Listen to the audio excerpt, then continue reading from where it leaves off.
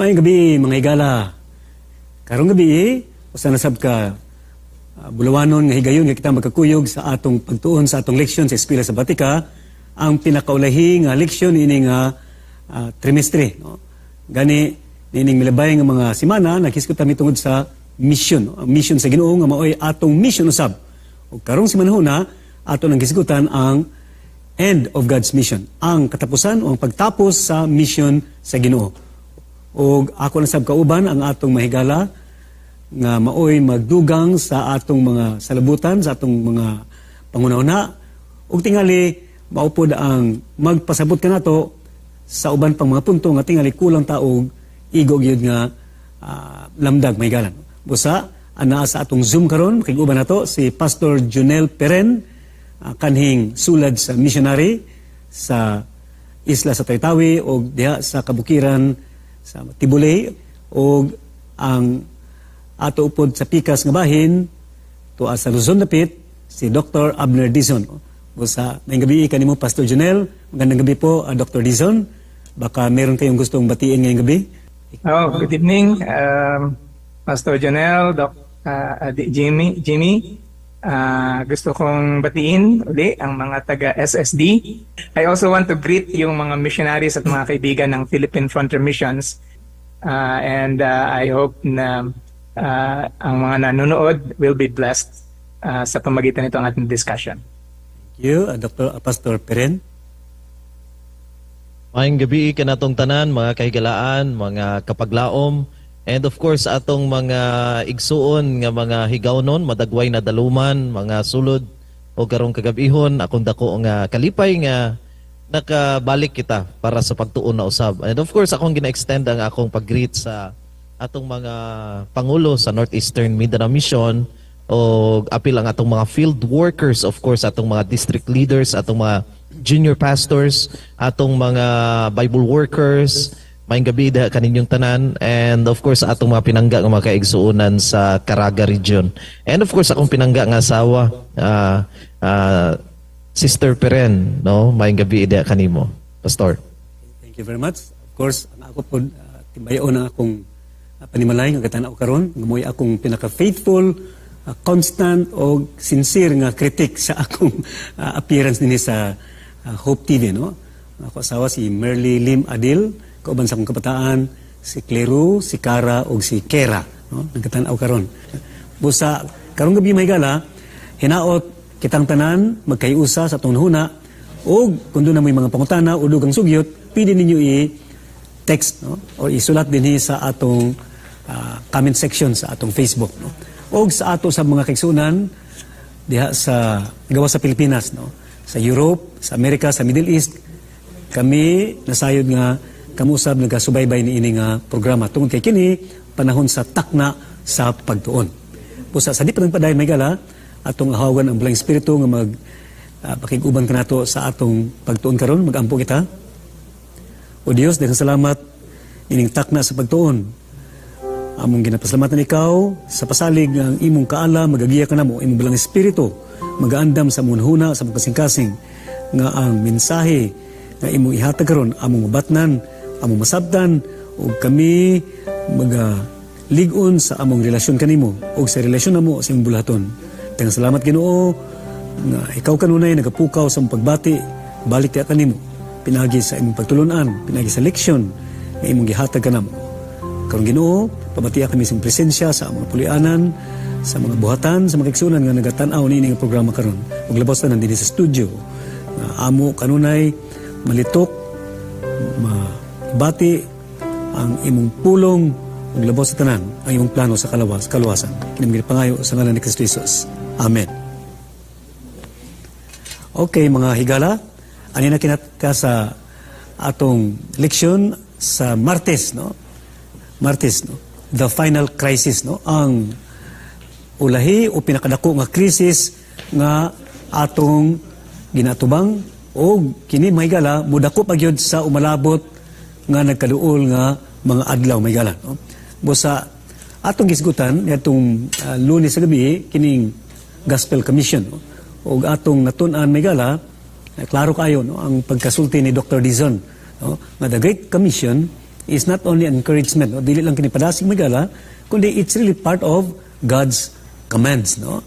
So sama ra pud sa pagtuman sa sugo sa Dios o napulo ka sugo, so sama sa pagtuman sa mga balaod sa panglawas magala, no? Sa ato pa, kung kita magala dili magtuman nini nga sugo, so sama ra pud nga kita nakalapas, no? Sa kabubuton sa Dios. Okay?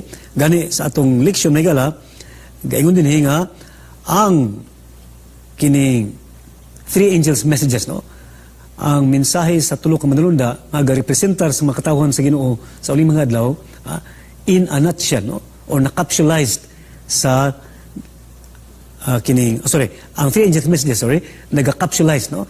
Katumanan sa kining tawag nga gospel commission. Sa ato pa yung anak, importante ang three angels messages, no? O gisaysay kinis itong makauban may gala nga o si Pastor Peren pa, Adventista gini, no? Diha sa three angels messages, makita gid ang priority ug ang kinaiya sa tinuod nga Adventista. Okay? And then si Dr. Dizon, naghisgot po nga, again, ang three angels messages mo ni nakapalahi ka nato may gala. Mo ni nakapahimo nga nga distinctive, no? Distinguished kita, lahi kita sa uban nga mga pundok. Sa kadaghang mga pundok karon gaangkon nga sila nag-alagad sa Dios, naigugma sa Dios, or minanduan sa Dios, apan ang three angels messages nagahatag og kining klaro gayud nga identity, no? Sa katawhan sa Dios sa uling mga adlaw. Okay? Now, again, Pastor Peren, pasigdo na pa kay angay balikan o gusto balikan sa atong gisgutan last Tuesday o last Monday. Aton maning gisgutan atong niagi nga until now ang ako gyud nga resolve, no, nga ang naghimo gyud nato nga espesyal nga isip nga mga Seventh-day Adventist nahimot ang special Christian. It's because of our calling, and that calling actually nagadala ta sa espesyal nga mensahe. So hangtod karon naagi na sa kung hunahuna. Kung gaangkon ko nga Adventista, nagaangkon ko kung kugalingon nga nakos kamatuoran, I ought to share the message nga naa sa Revelation 14. Mao gina ang akong focus kay kung wala na gani na ko na ginahimo, para sa ako dili na ko makonsider akong kaugalingon nga Adventista. Kay para sa ako every maingon nato nga ang pagka-Adventista is a calling. Now we are part of a movement. Nagalihok yun na pastor. So kung dili na nako buhaton ang bulhaton sa Dios, nga espesyal nga calling niya sa ako sa pagdala sa mensahe sa katapusang mga adlaw, dili gyud ko tinuod nga Adventista. So I could be an Adventist in name, but in spirit and in character o sa calling wala na nagkadimao, pastor. Okay, thank you very much, no? That's why I also gave an addendum, no? Dugang niya na nga kining three angels messages migala, it's really part of our being, no? Core, no? Mo'y nasa dughan sa atong pagkatinawag may gala. In other words, if we do not preach it, then what makes us different? Even if I preach, no, bisan pagawalit may gala, kung dili base sa kining tawag nga three angels messages, no? Kung makita sa pinadayag 14 may gala, then what makes me different? Muna nga again, no? Akong sublion, doon ibang mga tao, mag-ingon nga pastor, ay nalagwali na pastor, kining may tungod sa Sabat, Sunday, Mark of the Beast, ay nalang pastor, kaya makasakit mo na. Then, unsay kalihaan ako sa ubang mga wali may gala. Okay? Unsay kaliha sa atong tumong may gala. Dr. Dizon, do you have anything to go back to? Basi na pa kay, baka meron kang gustong babalikan sa ating pinag-usapan. Actually, pagka pinag-aralan natin yung tatlong mensahe ng Revelation 14, na tinatawag nating three angels messages, yung 28 fundamental beliefs, pasok siya doon sa tatlong mensahe na yon. In fact, the only way, sa opinion ko to, in my opinion, the way we can really explain the three angels messages is through the 28 fundamental beliefs. Kaya nga minsan na-emphasize ko sa mga pastors, lalo na mga estudyante ko, wag niyong i-shortcut ang evangelism. Kasi minsan namimili lang tayo kung anong i-present natin sa public. Nag-end up tuloy, kulang yung mensahe. Hindi natin natatouch yung buong three angels messages. At nag-end up na ang ating pinipili, yung madali lang i-present, o kaya yung madaling tanggapin. So, it's important, pag sinabi nating three angels messages, as a church, we believe na the way to explain the three angels messages is through the 28 fundamental beliefs. Okay, thank you very much, Dr. Dizon. So may galan, naipangutan na rin, nganong matag grupo kuno sa katawan, importante sa Ginoo. Okay? In other words, mo na bitong ang atong commission. In fact, if you go back again to the three angels' messages, no, makita nga kining mga anghel kuno galupad, no, sa kaytasaan, no, sa langit, and naagin sa sentro migala, aron tanang tao makadungog, no. So in other words, sa sinabi ni Dr. Dizon, wala tayong pinipili. So the question here again is why, no? Why does every group of people matter to God, no? Of course, doon yung mga teksto gihatag, no? Una, 1 Juan 4:8, no? God is love, no? Ikaduhang Pedro 3:9, God is not willing that any should perish, but that all should come to repentance. Mo kuno nga murag galangay-langay siya sa pagbalik, apan tinuod dili pataandam kay dili niya gusto nga doon nagyoy mawala, no? Kung mahimo tanan, no? Mo nanginong sa mga batanon, sana all, no? Sana all. Then there is ikaduhang unang Timoteo 2:4, who ang Ginoo gusto nga tanang tao maluwas and come to the knowledge of truth. Okay? And then in Genesis 12:3, no? Pinaagi sa iyong katawhan, ang tanan nga kabanayan, tanan nga kanasuran, tanang katawhan, mapanalanginan. So, basically, God is love. In other words, muna nga ang iyang tumong may alam mo ang pagluwas ka nato, pagluwas ka nimo. Oh? Kaya ang iyang kinaya is gugma. In other words, kung ako, kung ikaw, dili maluwas may gala. Oh? Ato ginang pagpili. In other words, dili na gina problema sa Ginoo, no? Ato na ginang problema. Okay, sayop atong pagpili. Okay, any input on this, Pastor Peren again? Doc, nag-ingon si Ginesos nga, ang Biblia mismo nag-ingon nga, we loved Him because He first loved us. Kay, kani bitong atong kadasig, atong kasibot, pag-abot sa bulaton sa Ginoo nga, makaingon ka, bisaglis. Akong personal nga experience as a Sulads missionary. And then, ang akong mga assignments, mga delikado, Pastor. Kadaghan kayo kung naagian nga, ma-consider na ko nga life and death nga situations. Nya, wala po'y maingon nato nga monetary compensation nga sakto. Nya, kung pag-abot pod sa kaon, makumuha ng sa sulod sa isa ka tuig, tagsara ka makatilaw o kanon kay kamuti o balanghoy ra gid ang imong konsumo nga wa man nimo naandan. Pero nganong nagaagwanta man ang mga missionary sa pag minsay sa mga balita, labi na dito sa mga remote areas. Alang magud kanako kay human nga kita na converters ka matuuran na bati na tong gugma sa Dios iyang grasya, di gyud mapugnan ang imong kaugalingon. Kana bitang gusto nimo extend kani nga nindot nga experience ngadto sa ubang mga tao. And then malove nimo kaning mga tao nga bisan pa og lahi nga tribo, bisan pa og dili nimo masabtan ang mga kinaiya, pero moabot ang punto nga willing gid ka nga magpakamatay para sa pagluwas aning mga tawhana. Kay risgo man gyud yung mag-missionary. But now I understand nga kani nga klase sa gugma dili ni siya maingon ako nga natural nga nagagawa sa akong kasing-kasing. I believe this is a byproduct of my understanding sa dako nga gugma sa Dios sa akong kinabuhi. Pastor. Okay, thank you very much, no? But I have a question though, no? Dr. Dizon, can you help me explain this, no? Yung sinasabi ni Junel is dahil sa pag-love ni Jesus Christ sa kanya, He's simply responding to that love with that love also for the people, that they will also know His plan of salvation. But however, meron tayong tinatawag sa psychology na messianic complex ba yan? Na ako talaga ang maging rescuer, no? So, can you comment on that, Dr. Dizon? Merong verse na sa Bible na sabi niya, the love of Christ constraineth me. Okay. Ibig sabihin, I don't know, parang sa human relationship, makikita rin natin na when you love someone, you tend to have a concern also for dun sa mga taon na love nung iyong minamahal. And we have seen a lot of stories like that na dati wala siyang desire to do anything related doon sa mga street children. Pero dahil yung kanyang nililigawan o kaya yung mahal niya ay talagang mahal na mahal yung mga street children, eventually napamahal na rin sa kanya. No? Of course, sabi ng Bible, the love of God is shed abroad in our hearts through the Holy Spirit.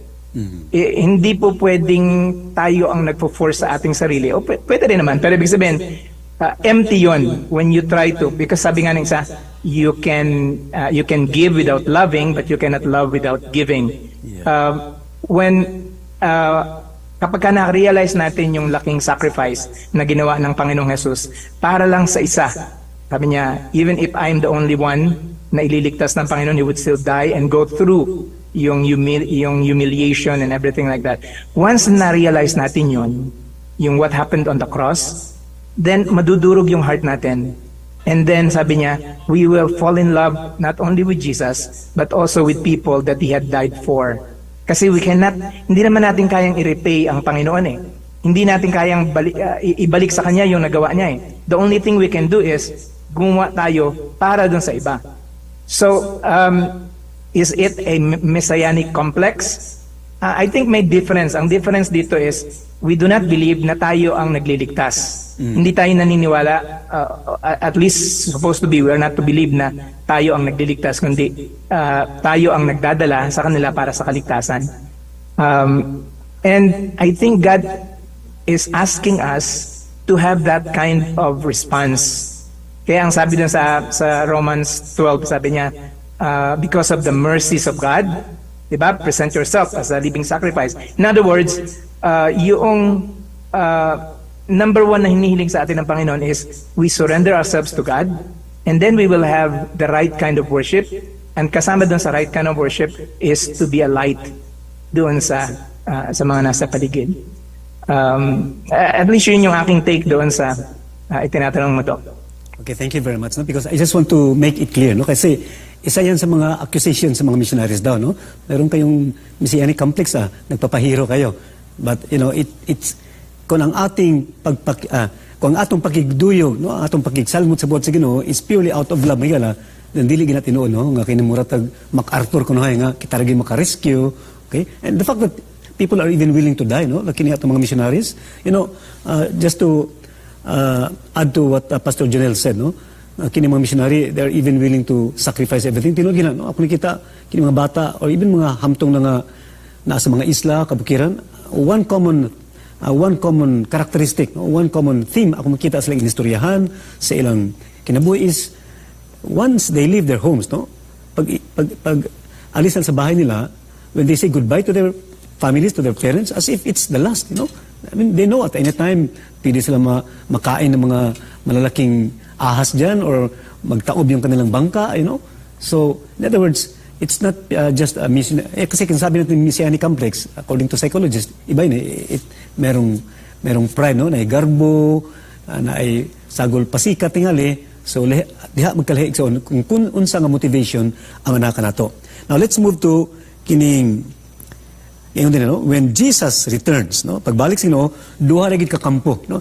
The name of the denomination, the name of my religion does not matter at this time, no? Kay eventually sa pagbalik sa duwa rin kampo igsoon, no? Ingon rin katong nag-submiter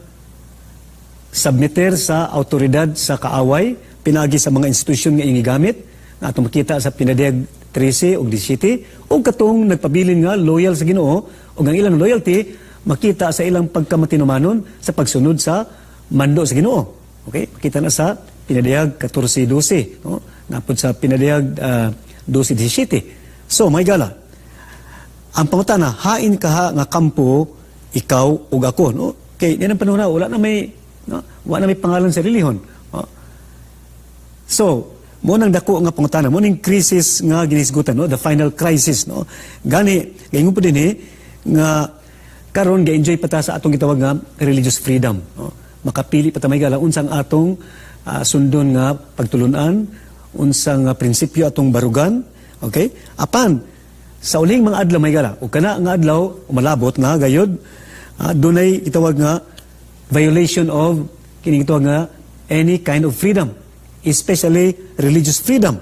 Nga naman, kay mga tao mapugos na gayod, no? Mapugos na nga makiglinya sa partido sa kaaway. Of course, naside ka na, no? Sa great controversy ang kaaway, ang yawa magyod, o ang iyang mga institution or atong itawag nga mga organizations, mga lipuris niya nga maoy magtuman sa iyang kabubuton usab. Busa ing-ana daw ka importante ang pagwali sa gospel which is enshrined, no? Nga naa nasulod sa three angels messages. Okay? Mo na ang atong mensahe ug man atong mission. Again, I want to hear from Pastor Peren about niini, no? Nga sa limang adlaw day duwa ra gyud kampo, no? Wa na gamatter unsay pangalan sa imong relihon, and especially there will be what? Again, violation of our human rights, especially religious freedom. Okay? So, ang pangunta namin unsa ka kaandam kita. Okay? Mukha na kuno ang antidote, no? Ang pwersa nga maoy makapabilin ka na to sa sabakan sa Ginoo ang three angels messages. Okay, Pastor Peren, again.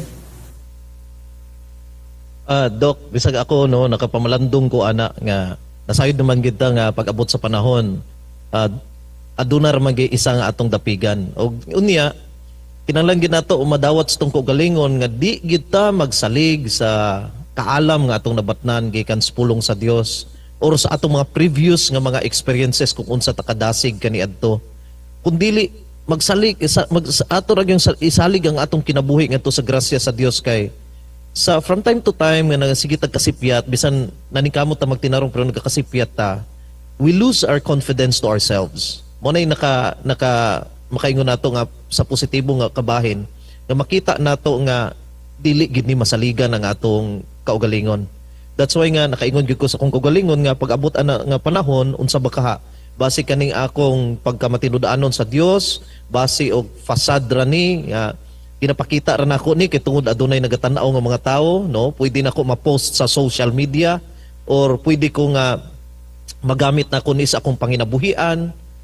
So magabaton tag kabalakas tungkol galingon kung tinud-anay batas sa atong pagpangalagad sa Dios. Pero ang Dios ra man gyud ang nasayod sa tong kasing-kasing.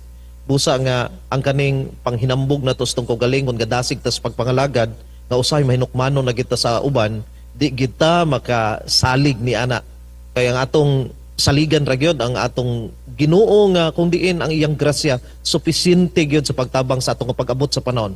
Mas pilion ginato ang Ginoo. Mo na nga bisan pagani sa akong pagkapastor, ako na ginauna nga posible gyud ko nga mawala sa pagpangalagad tungod sa akong pagbuhat pod sa buluton sa Ginoo. Mapalayo ko sa Ginoo samtang nagabuhat ko sa buluton sa Ginoo, posible gyud na. So sa akong ginauna nga Ginoo tabangi ra gyud ko akong pag-ampo tabangi ra gyud ko Ginoo nga mahimong matinud-anon diha kanimo og masaligon diha kanimo. From time to time I need to accept nga kinahanglan gyud ko sa grasya sa Dios, Pastor. Amen. Very good, no? In other words, my friends, no? Thank you for that very important enlightenment, Pastor Jonel, no? Nga tinuod ang atong mensahe igsoon distinctive, usay makapasakit sa tao, but it must be what?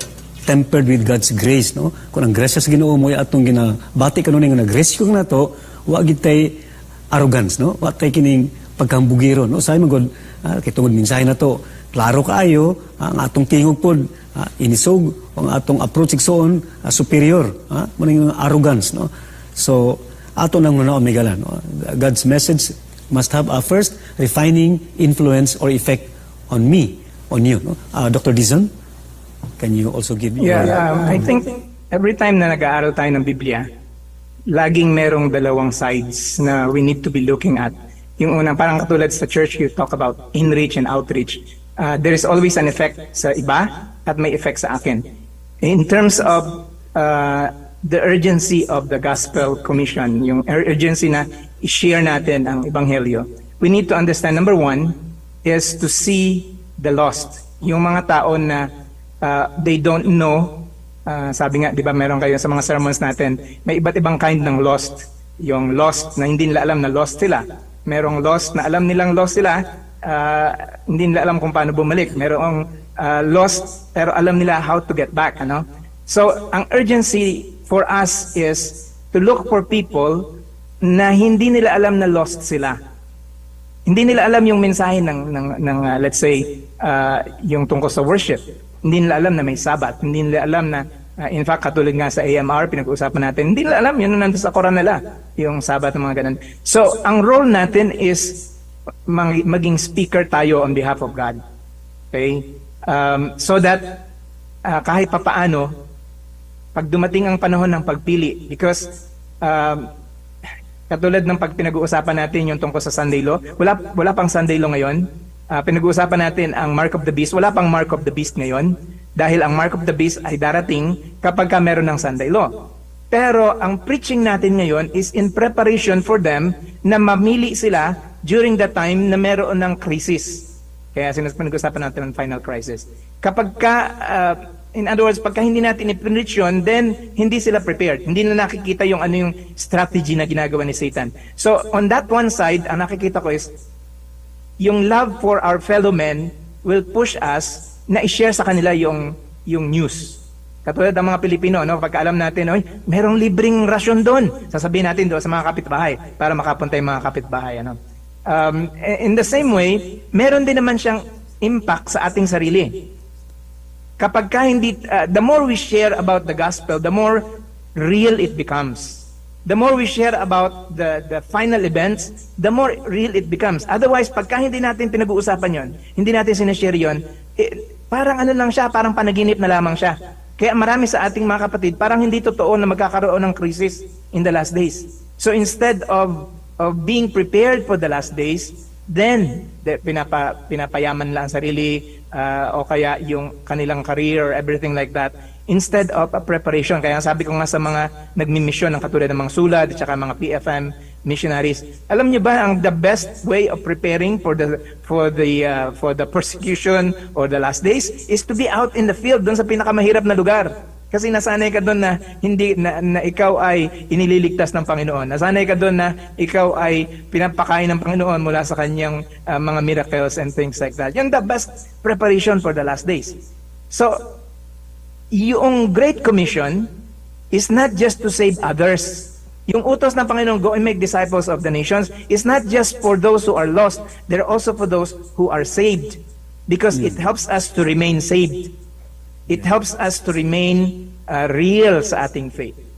Kaya it's not righteousness by works. It also has something to do with survival ng ating faith. So laging dalawa, outside and inside, ang effect nito.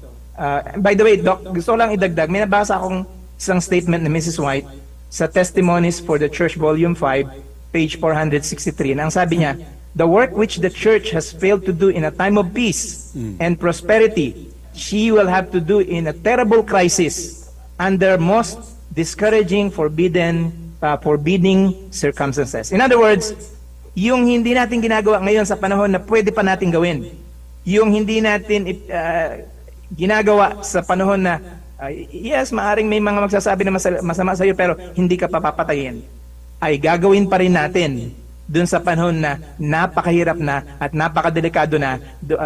So in other words, habang at peace pa tayo, habang may prosperity pa, gawin na natin. Gamitin natin ang social media, gamitin natin mga cellphone, gamitin lahat. Dahil otherwise, mas mahirapan tayo pag hinintay natin yung time ng crisis. Wow, thank you very much, Doc. No? So, kiniato din pag-alagad sa Ginoo, may gala, no? Practice sa gini, no? Kiniatong pakigsalmot sa Ginoo, apili sa atong kining refining process, at the same time, apili sa pagkatubang sa umalabot ka crisis, no? Kay kung wa ta maanad og pag-antos, wa ta maanad og sakripisyo, wa ta maanad kining butang-butangan ta, biibiayon ta, unsa lang isuon kon ang kamatayon katubang na kanato, di ba? Muna ang tinuon, no? And by the way, going back to your point, Dr. Dizon, no? I think it was John Stott, no? John Stott who said, no? What is evangelism?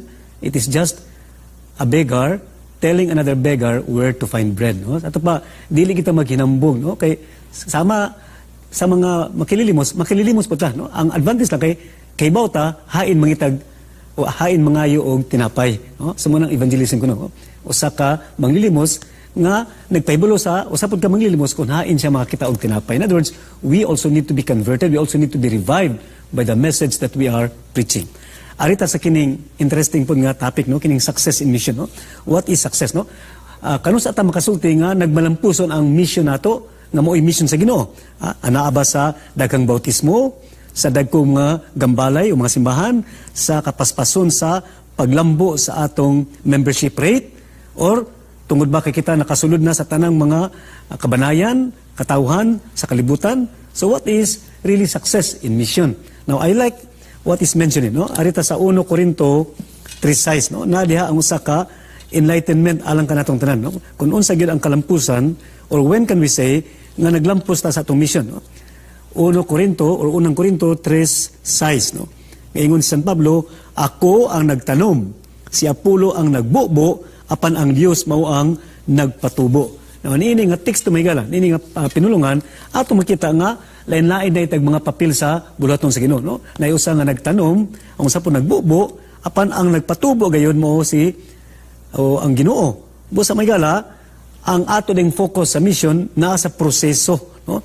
Sa tapa mo ni ang argumento may gala, batok ni ining mga pakalit-kalit lagi nga mga bautismo, kay tungod nga dili mao daghan tingali mga anang pamagi nga wala nag-agi sa proseso, no? Ang conversion process dili na madali magala, no?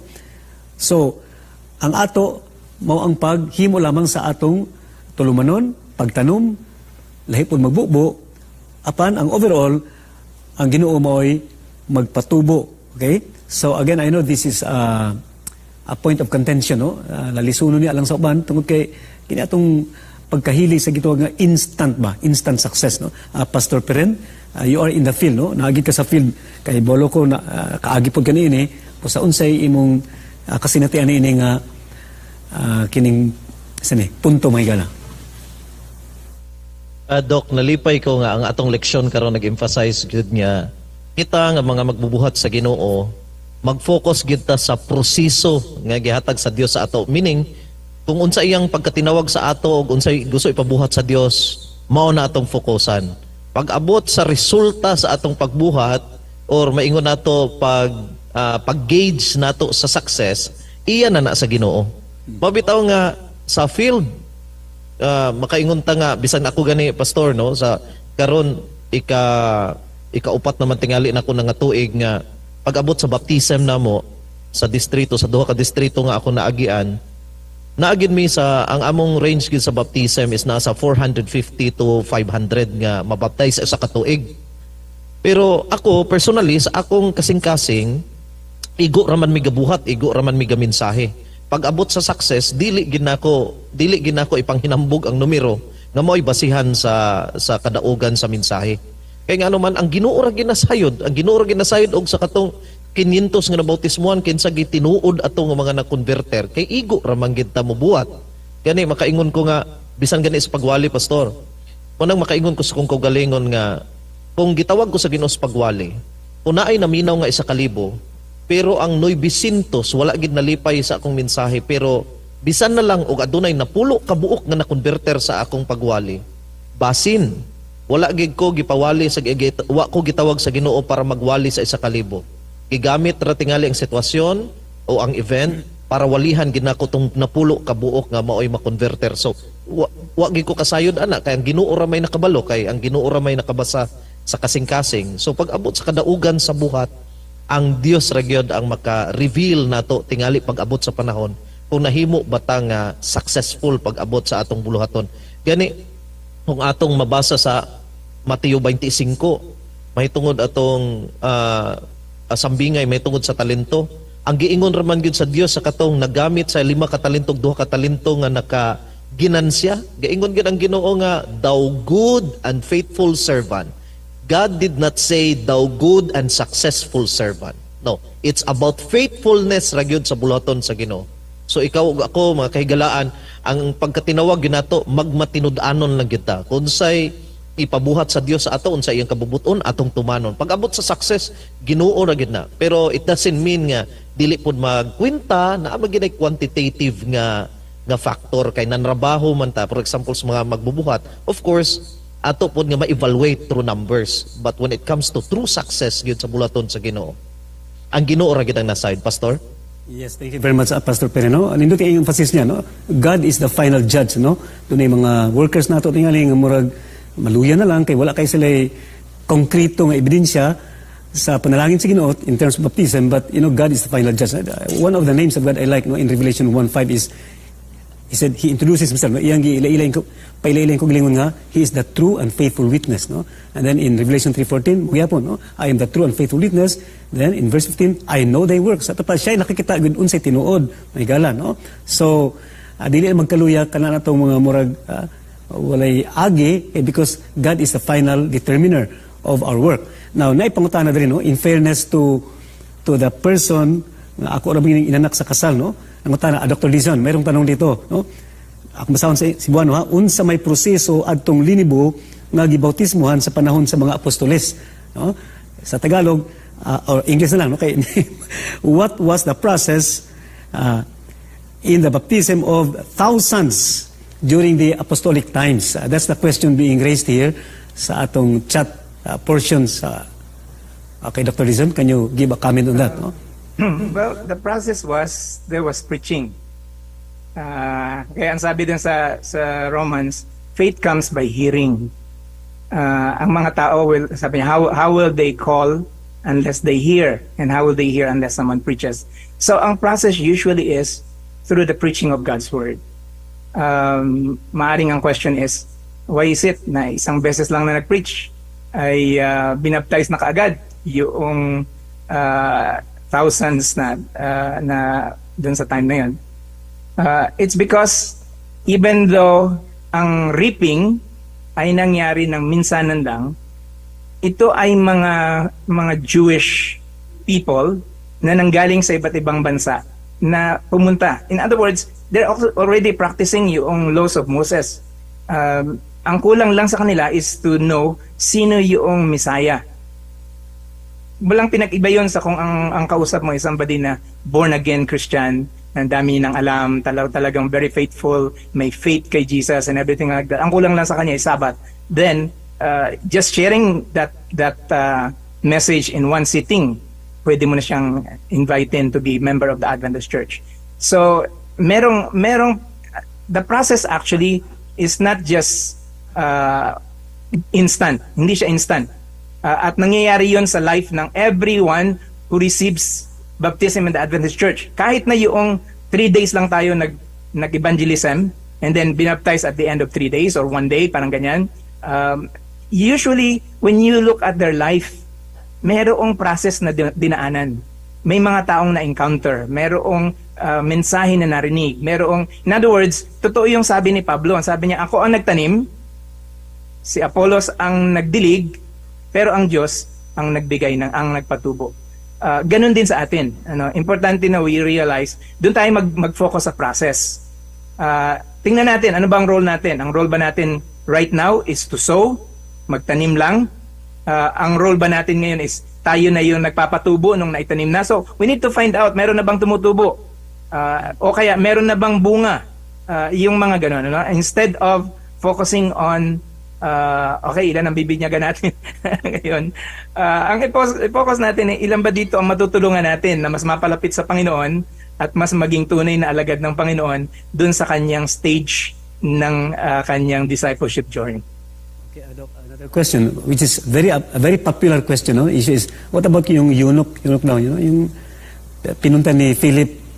So, was there a process there? No? Na parang instant baptism yun.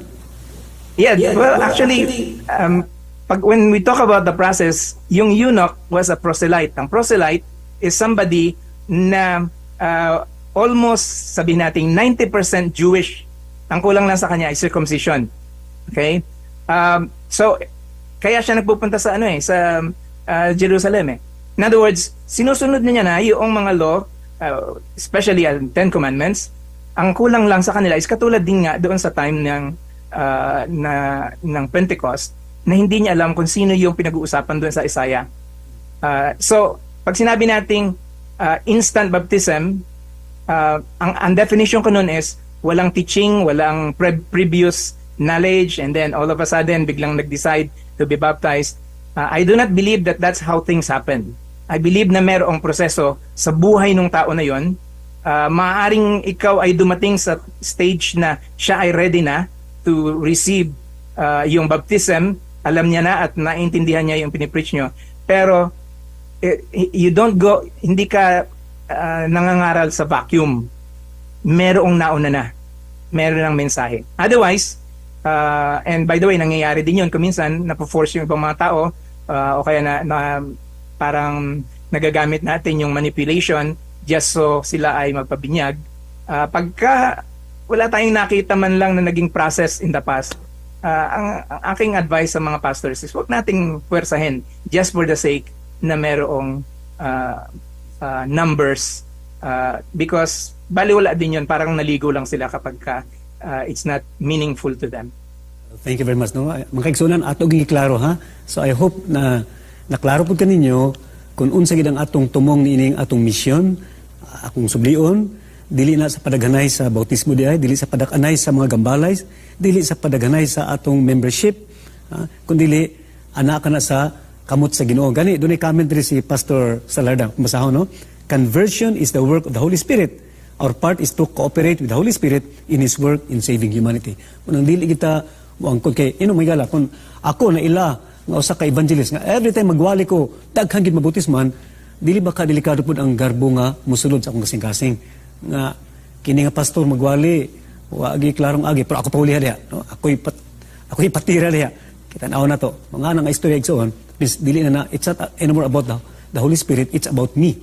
So muna atong bantayan may gala no? So arita igsoon sa kining karakter no, unsay kinaiya ni atong mahimong manununod ni Jesus Christ no. Nauna din no gipanghatag tagantag teksto kaduhang Korinto 11:2 sana chaste virgin no, ulay nga putli sa pagyod. Isaiah 30:21 this is the way, walk in it. John 20:7 my sheep hear my voice. John 16:12 and 13 the Holy Spirit will guide into all truth. 2 Thessalonians 2:9-11 love of truth sa pagyod. Hebrews 3:12 and 13 exhort one another daily. And 1 John 1:8, the truth is in you. No? 1 John 1:9, if we confess our sins, He is faithful and just to forgive us our sins. No? Then, pinadiyag 7:14, they have washed their robes. No? Sila nagbaton og hinlo nga mga sapot and arrayed in fine linen. O gidefine ni San Juan, of course, Juan ni John the Revelator nga kining fine linen ga representer sa pagkamatarong sa mga katawhan sa Dios. Sa itong mamigala, kung imo ning sumahon, mao ni ang mga kinaiya sa mga sumusunod ni Kristo Jesus. No? Una, sila mga putli, na sa ilang tumong, ilang kasing-kasing putli, nagpabilin nga loyal sa Ginoo, o ang Ginoo naga, dumala kanila, pinagi sa kituwag nga still small voice, no? Gamay nga tingog sa balang espiritu, sa bagyod. Apan, sila pod nasayod nga sila dili hingpit o dili sinless. Okay? Kaya sa itong nasayod higala, sa Biblia, ang perfection is not being sinless. No? Himo kita mga hingpit sa pagkamatarong ni Kristo Jesus. Okay? And then finally, sila po open sa correction. No? Kaya sila gakumpisal. No? If we confess our sins, ito pa, muna usa sa kinaya sa mga katawon sa Dios. No? Willing sila mudawat sa ilang sala. So muna may gala, no? Nga ang kalampusan gid sa mission nga mo resulta sa ani nga matang sa tao no, usa ka true disciple nga masinulundon nya gapaminaw makabati sa tingog sa Holy Spirit sa pagyod iyang gikuptan ang kamatuoran unya sa pagyod no, siya po nagadawat nga siya makasala. Okay, dili siya sinless. Pastor Peren, natay 10 minuto 7 minutos salamat. So, Pastor Pen, can you give a comment on this? So, kay usay po ni ka kontrobersiya nga atong giatubang. No? The character of the saints, the character of the followers of Christ. Yes, Pastor. Nalipay ko, Pastor, nga diri sa ato nga leksyon karon gi-emphasize gid ang kaning pulong process. And nalipay ko ana kay bisan ang balaang kasulatan nagatudlo gid kanato nga ang atong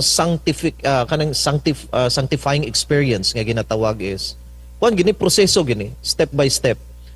Wala gay shortcut ani. This is mo nang Bible na mga term ginagamit ka glory to glory, day by day. Yan na bitaw kanang ang kabag-uhan sa tao hinay-hinay gini siya. And I have to accept, I need to start by saying kanig yung kita gyud sa atong pagpangalagad sa Ginoo kinanglan gid nga mausab ang atong kinabuhi. Dili lamang nga nagabuhat tas bulaton sa Ginoo, mausab gyud atong kinabuhi.